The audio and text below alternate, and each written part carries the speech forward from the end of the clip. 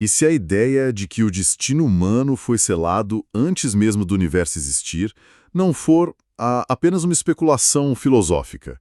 E se isso for a base de todo um sistema de pensamento que, querendo ou não, moldou o mundo ocidental? Que a paz e a bênção divina acompanhem o dia de todos que nos escutam hoje. Amém. É um tema denso, né?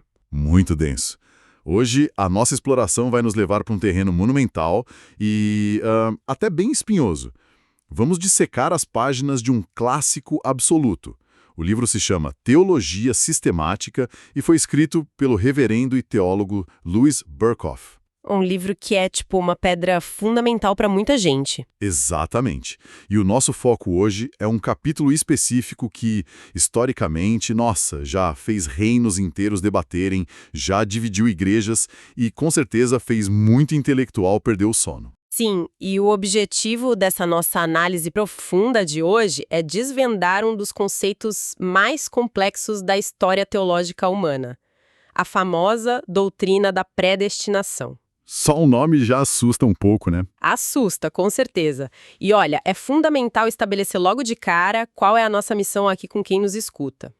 Nós não estamos defendendo bandeiras, tá? Não estamos tomando partido nenhum. Não há qualquer intenção de convencer a audiência a adotar uma visão específica.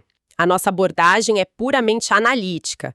A gente quer mapear com clareza e curiosidade como Berkhof estrutura a visão reformada. A visão calvinista, no caso. Isso, sobre o destino humano, a soberania divina e aquele eterno paradoxo com o livre-arbítrio. E aqui é onde a coisa fica realmente interessante, porque a própria palavra predestinação já carrega um peso gigante.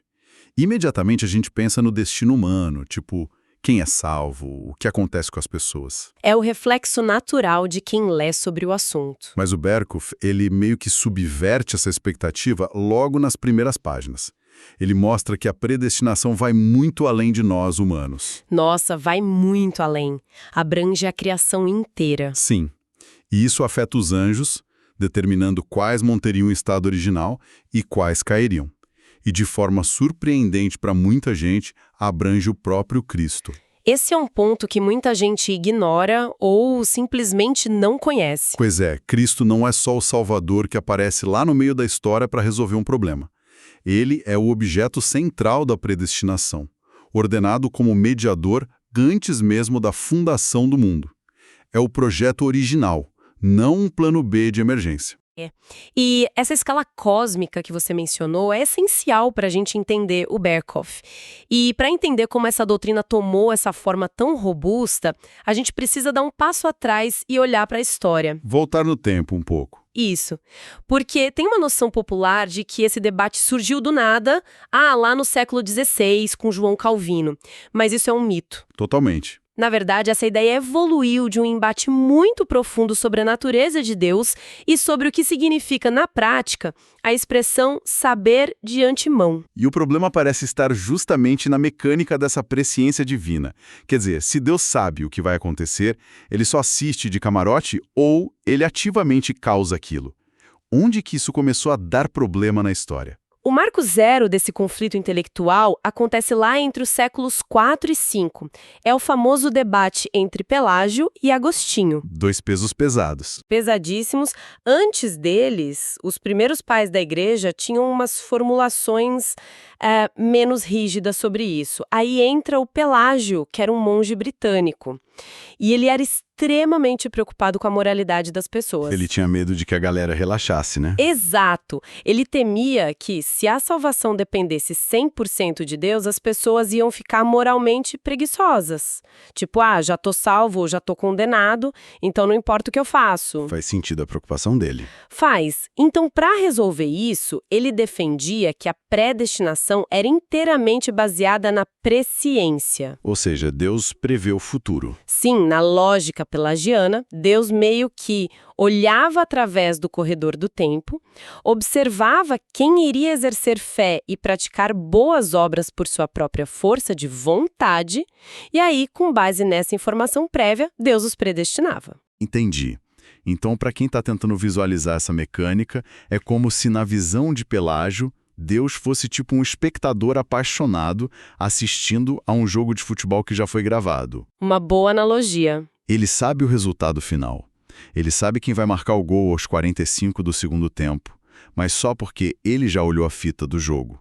Ele não amarrou a chuteira do jogador, ele não mandou o cara chutar. Ele só assiste sabendo desenrolar. Isso. Mas aí vem Agostinho, e mais tarde a tradição que o Berkhoff sintetiza e inverte essa lógica de um jeito bem radical. Para eles, Deus não é o espectador com a fita gravada. Deus é o roteirista, o diretor e o produtor de todo o campeonato. Ele define cada passe antes da bola rolar. Exato. Cada jogada. E a justificativa do Agostinho para virar essa chave tem raízes na compreensão de como Deus se relaciona com o tempo. O Agostinho percebeu uma falha lógica no Pelágio. Qual falha? Se Deus apenas prevê o futuro reagindo às escolhas humanas, então Deus está de alguma forma sujeito ao tempo. Ele fica condicionado ao que a criatura faz. Exatamente. E para preservar a supremacia divina, a conclusão lógica do Agostinho foi que Deus não escolhe porque prevê as ações. Ele prevê justamente porque ele soberanamente decretou que ia ser daquele jeito.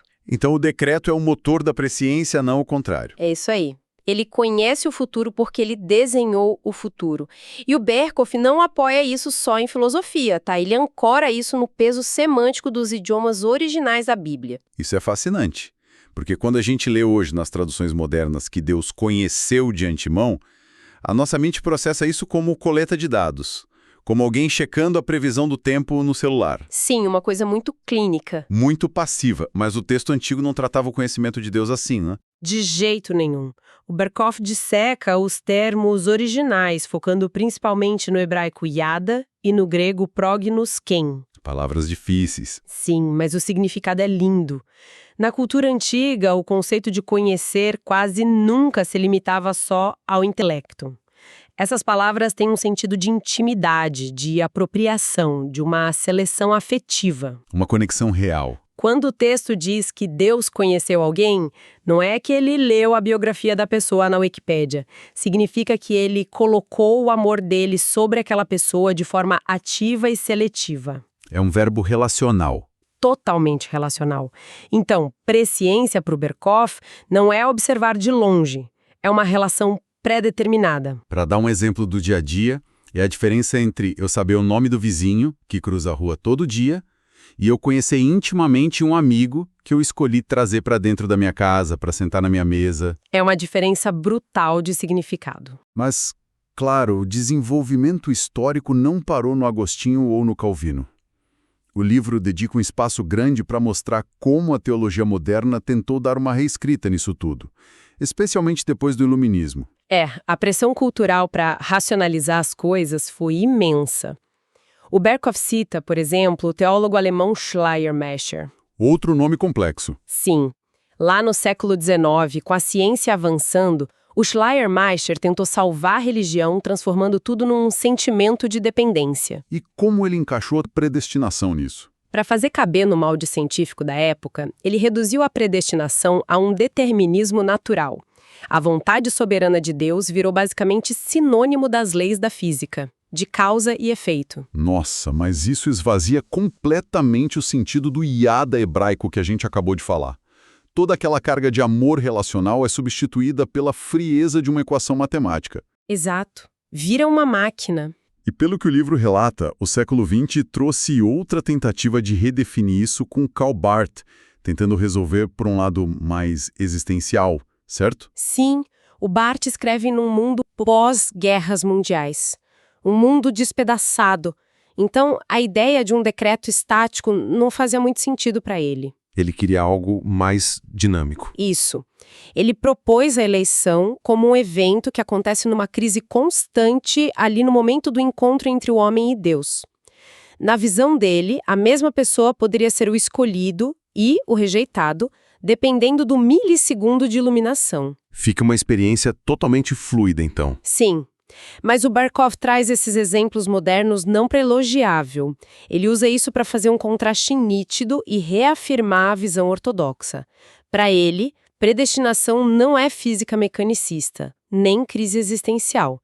É um decreto absoluto do Criador. E esse decreto opera necessariamente em duas frentes que não se separam. Porque, pensa comigo, se esse amor de Deus é tão ativo e excludente, Isso força a gente a olhar para as duas faces dessa moeda. As consequências lógicas disso são gigantes. Se ele escolhe ativamente alguns, o que acontece com o resto?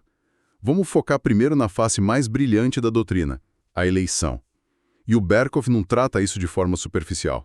Ele diz que a eleição é imutável, eterna, mas o ponto que mais pega é que ela é incondicional. A incondicionalidade é a viga mestra de todo esse sistema calvinista. O Berkhof argumenta que a eleição não pode depender de nenhuma condição humana. De nenhuma. Nenhuma. Porque se Deus dependesse de prever a fé de alguém para então eleger essa pessoa, a soberania dele estaria comprometida. A salvação começaria no homem e Deus seria só alguém reagindo. Um Deus passivo de novo. Exato. Na formulação dele, a fé não é a causa da eleição. A fé é o fruto, a consequência de ter sido eleito. Deus escolhe e por isso o indivíduo vai ter fé. É uma ênfase implacável nas primacia de Deus. O objetivo não é necessariamente a felicidade humana em si, mas a glória da graça de Deus. Só que, bom, é aqui que a conversa chega num nível de tensão máximo. Agora a gente vira moeda. Quando a gente vira moeda, a gente esbarra na reprovação. O Calvino até usou uma expressão forte em latim, o decretum horribile, o decreto terrível. Uma expressão que arrepia muita gente até hoje. Porque a lógica é dura. Se um ser onipotente decide ativamente eleger alguns, pelo mesmo ato, ele está decidindo eternamente excluir os outros da salvação. É o abismo intelectual onde a mente moderna mais trave resiste. Mas a lógica do Berkhof fica inabalável dentro da premissa dele. A eleição de um grupo finito exige, quase que matematicamente, a não eleição do resto. Não tem como ter um sem o outro. Mas na prática, isso levanta uma objeção moral colossal por parte de quem ouve. Vamos desempacotar isso. Vamos lá. Se a gente pensar num salva-vidas na praia, ele vê várias pessoas se afogando. Ele tem a capacidade de salvar todas, mas decide passar reto por algumas e deixar afundar.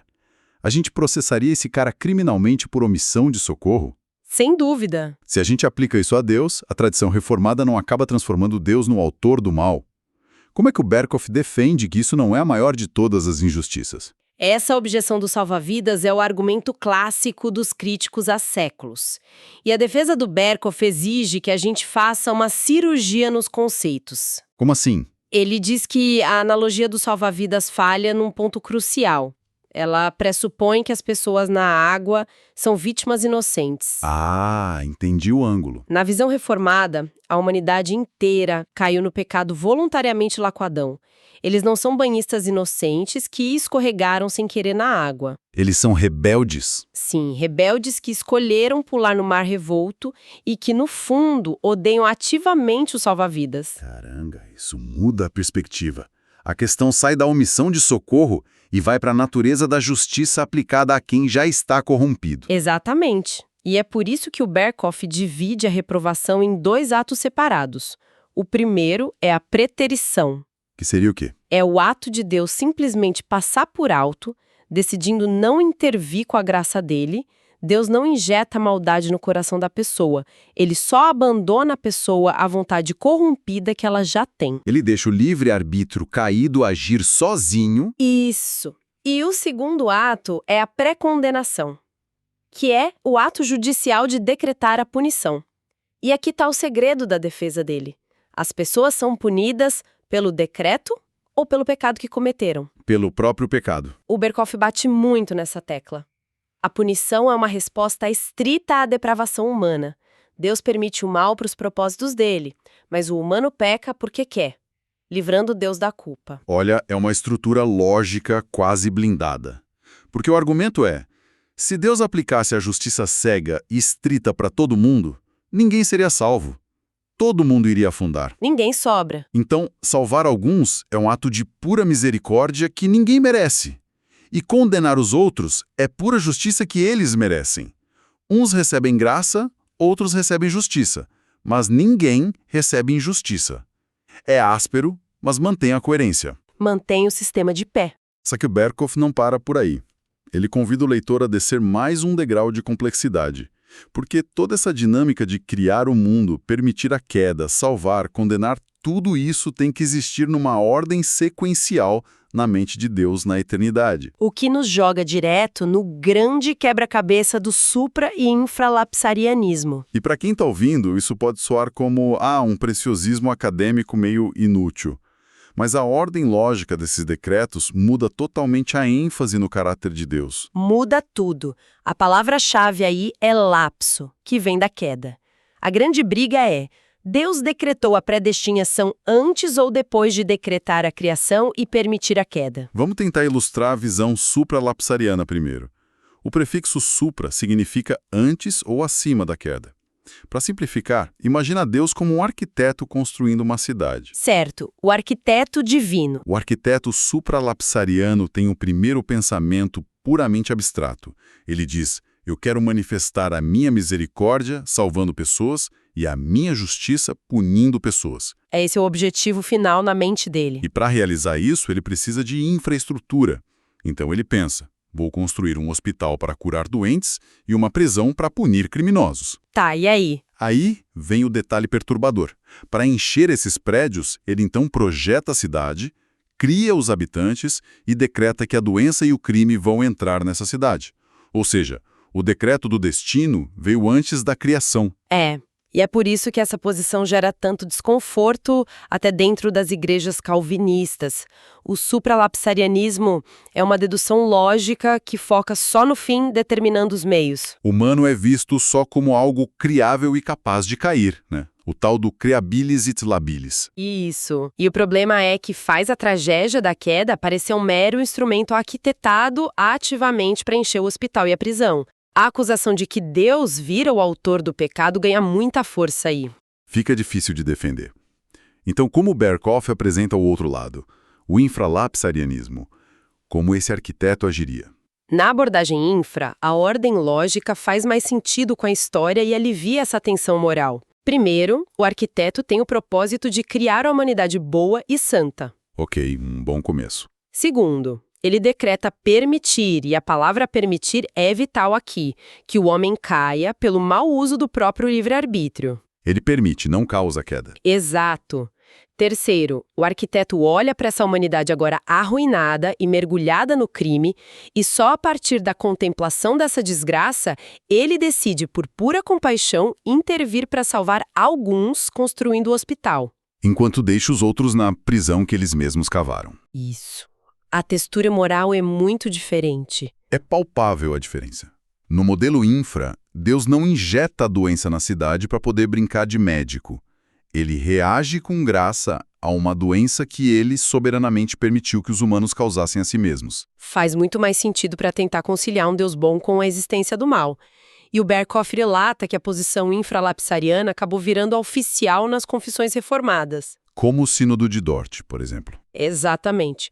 O sínodo precisou acalmar umas disputas bem violentas na época e optou pelo infra porque é teologicamente mais modesta, menos agressiva. Evita colocar o mal na conta da predestinação de forma tão direta. Só que aí a integridade intelectual do Berkhoff força ele a admitir algo surpreendente no fim dessa análise toda.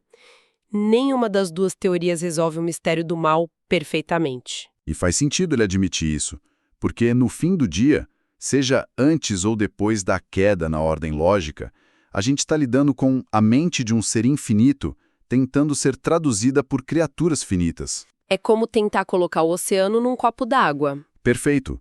O Berkhoff diz que os dois lados capturam só fragmentos da verdade. O lado supra acerta ao defender a soberania absoluta, que Deus não é pego de surpresa. O lado infra acerta ao focar na compaixão e justiça no mundo quebrado. Mas como essa engrenagem roda sem contradições lógicas, isso escapa da nossa mente. E acho que isso traz a gente para a grande questão prática de hoje. Por que alguém que está agora no trânsito ou resolvendo planilha no trabalho deveria se importar com um debate tão profundo? Porque a relevância disso hoje talvez seja ainda maior do que no passado. A gente vive na era da informação. A tecnologia convenceu a gente de que tudo pode ser calculado, que o algoritmo prevê nosso futuro. Uma arrogância intelectual gigante na modernidade. Muita arrogância. E quando a gente bate de frente com uma doutrina como a predestinação, na profundidade que o Berkhoff traz, a gente colide com a nossa própria limitação. É um antídoto contra essa soberba. Mostra que os mistérios do universo não cabem nas nossas planilhas. A nossa jornada hoje começou debatendo se somos produto de um destino cósmico e termina revelando que a verdadeira sabedoria talvez seja a humildade. Com certeza. Se mentes como Agostinho, Calvino e Berkhoff só conseguiram fragmentos da verdade, o convite que fica é para a gente descansar.